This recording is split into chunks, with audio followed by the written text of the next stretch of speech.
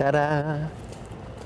We're here in Hollywood, California, with John and Simon of Duran Duran. Tell me what you're doing here. You've been here for 3 weeks. What are you doing? Yes, well, we're rehearsing for our first tour in 3 years. Yeah. Primarily, we came here really to kind of get away from the, we're usually in London or New York, and we wanted to find a place that we could just get on with the work and put the show together. There was quite a lot of work involved, and we're starting the tour actually in Japan, which is only a quick jump across the Pacific, I think, that way. So it's not too far. So somewhere in some direction. Why start in Japan? Because nobody can ever see us out there. You've got to start really at one end of the world or the other when you make a tour, because otherwise you end up with great big gaps over which to travel and periods of time where you're not playing shows. So the best thing to do is start like either in the west or start in the east, and we're starting in the east and working our way west. We could have started on the west coast of America and worked our way east. Yeah, we'll probably end up back in Los Angeles, actually, the way it'll go. That's right. Now, you are going to, I was told, you may not have been told this, announce the tour dates for England and Europe. Do you know them? Yeah, well, the British dates are on sale now. I don't know the exact dates, but I know... I don't either. I do. You do? Right, so... So I'll announce the tour dates. Okay. May 18th and 19th in London. Right, actually, no, the 20th as well now. We've added the 20th. So, because the 18th and 19th are sold out. But, yeah, and I think the 15th in Birmingham? That one I don't know. You don't know that one, okay. You're playing Liverpool. Liverpool, Manchester, Leeds, Dublin, Belfast, Edinburgh. Where else? I think we're, yeah. Well, I think we're trying to play one on the south coast as well. Yeah, and we're looking for a dance hall gig in London as well, but we'll have to see about that. Yeah. A lot of people won't play Belfast for very obvious reasons. Why did you decide to do it? Because we haven't played there up until now. Yeah. I've been to Belfast, and I think as far as music's concerned, the people who live there are very hard done by because there's so many bands are frightened of going there. I suppose we were actually to a point. We were, definitely. At one point. But, I mean, the fact is that, bands just don't actually attract trouble over there because they're groups, and anybody who starts blowing up groups is going to be very unpopular indeed. I think also the whole... sorry. No, I think it would be, in a way, it is a kind of one of the... Excuse me, can I start that again, please? Sure. I think that Belfast actually presents one of the examples of a place where music is totally separate from politics. Yeah. That's great.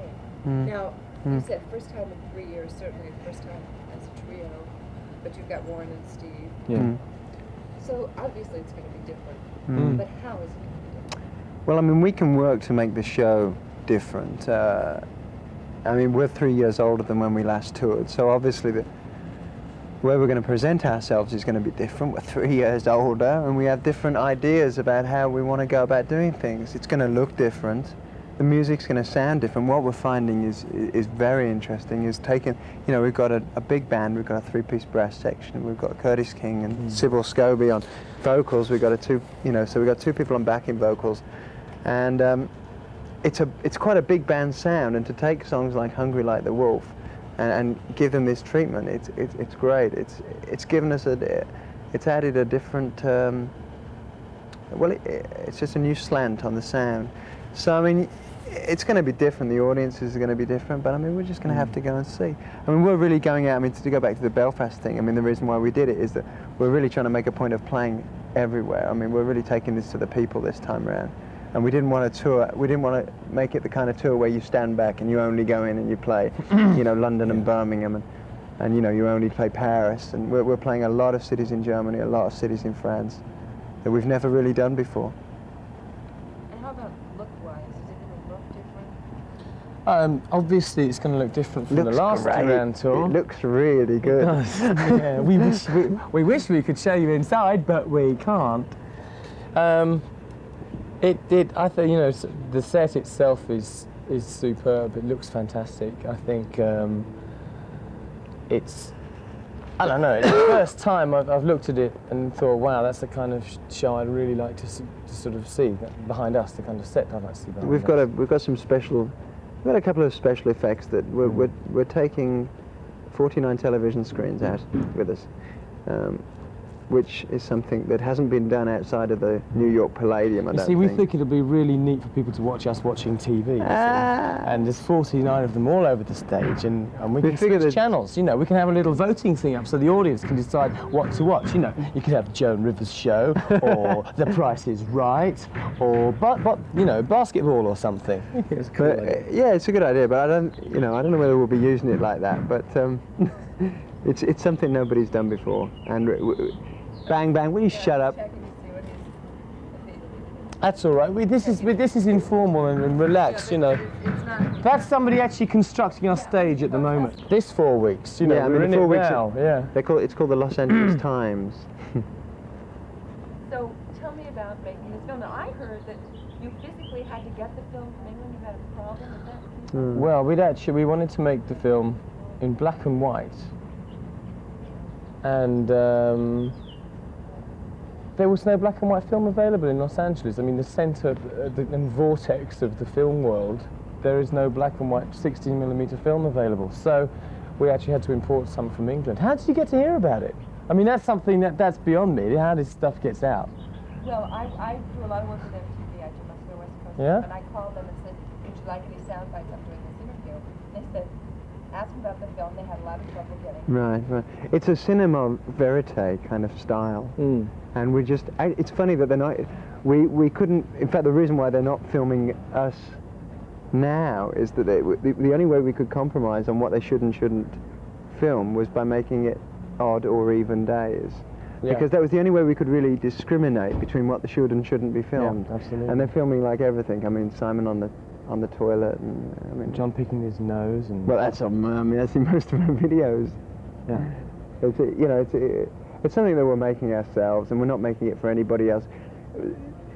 It means that we can put it together and cut it and just have a film how we want to make it, rather than somebody else's idea of how we should be filmed, which was a little bit like Sing Blue Silver, I think.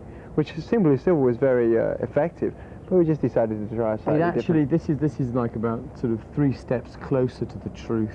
Yeah. In fact, I don't think you could possibly get closer to the truth with a documentary about a band than this, because we literally have had that film crew with us everywhere we go. What about, like, you know, dodgy meetings? What do you mean at night? Do you mean in bed, don't you? Yes, that's what I mean. Well, it's very uncomfortable. They're all on even days. Oh, well, that could put a cramp in your style. Well, speaking about, you know, being in bed, I mean, you know, for so long you guys were heartthrobs, and now you're all really taken. Has that affected the way the fans approach you at all? I think it does. I'm sure it does affect the way. I mean, I don't think it affects the way you appear on stage or the way you're appreciated on stage.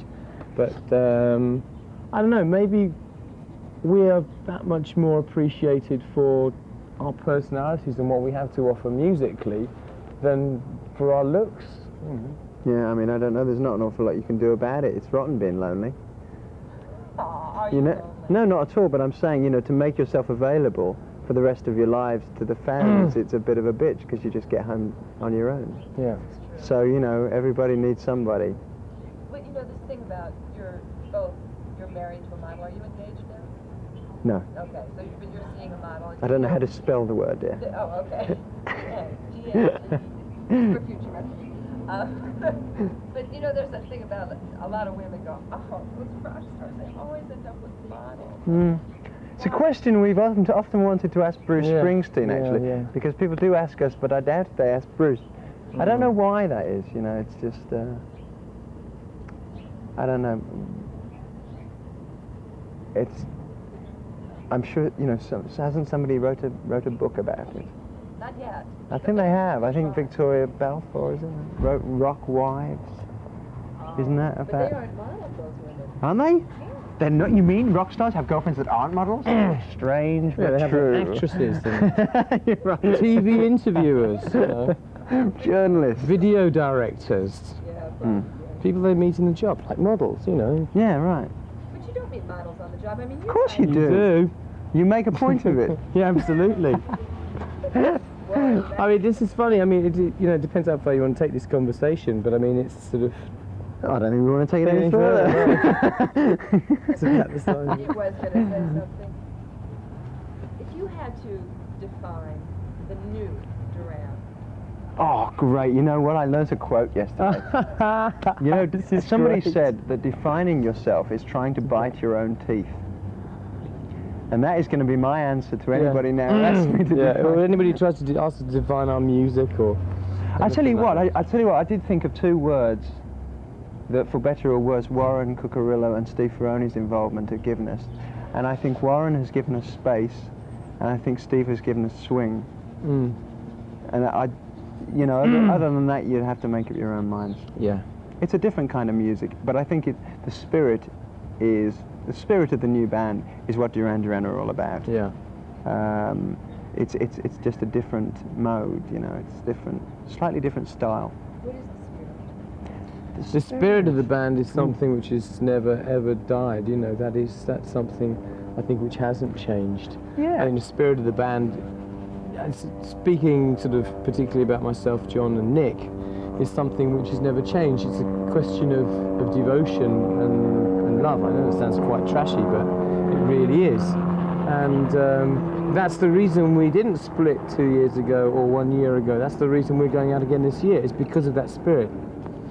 And that's something which is a very fiercely burning light in our hearts. Last time I talked to you, you said to me, without the 5 components of Duran Duran, it would not be Duran Duran. Well, you know, things change, and I think the Rolling Stones said the same thing in 1964. I think before, when I said that, I wasn't. To be honest with you, I never imagined At that time, you probably would. I wouldn't never have thought. imagined that Roger or Andy would have ever left. When I said that, I was thinking in terms of some kind of dreadful accident that rock stars go through.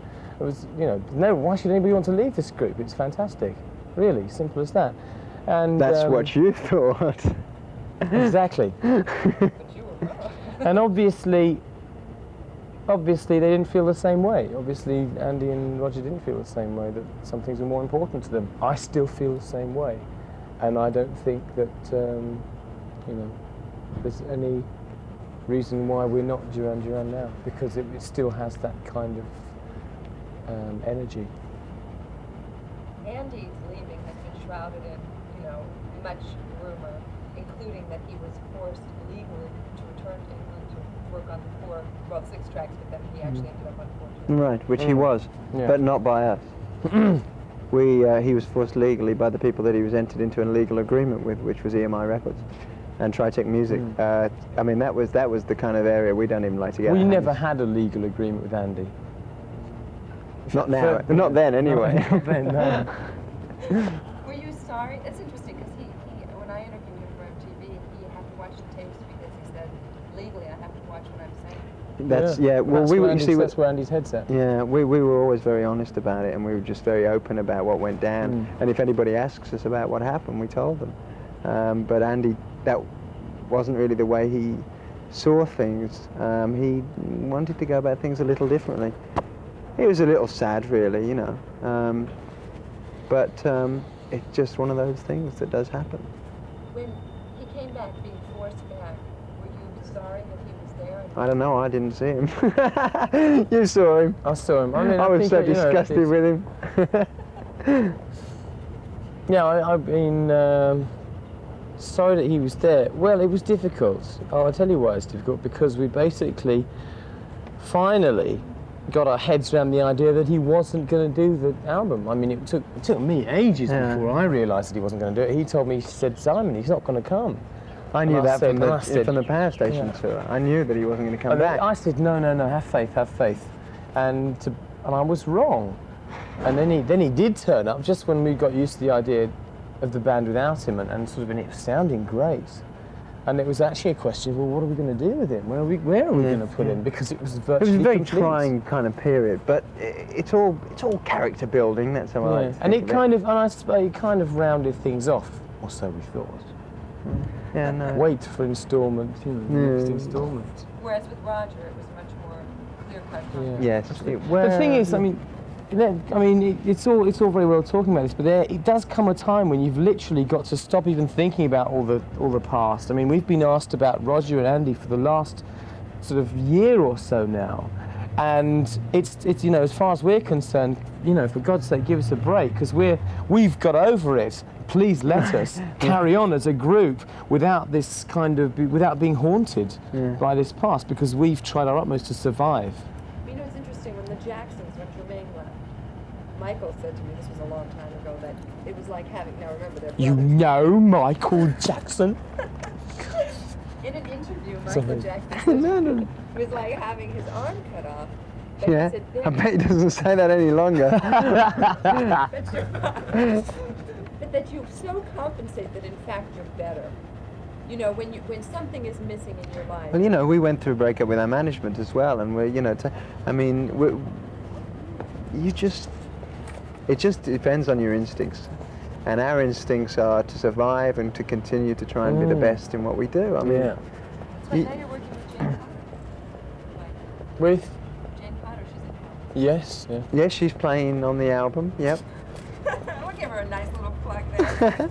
Let's hear it for Jane. Woo, thanks, Jane. For so long, your look and your videos were not as important, certainly very important To whom? to the change tape. Oh, okay. Am I about to put my size 11 plates of meat in it? No. You've got to be honest, haven't you?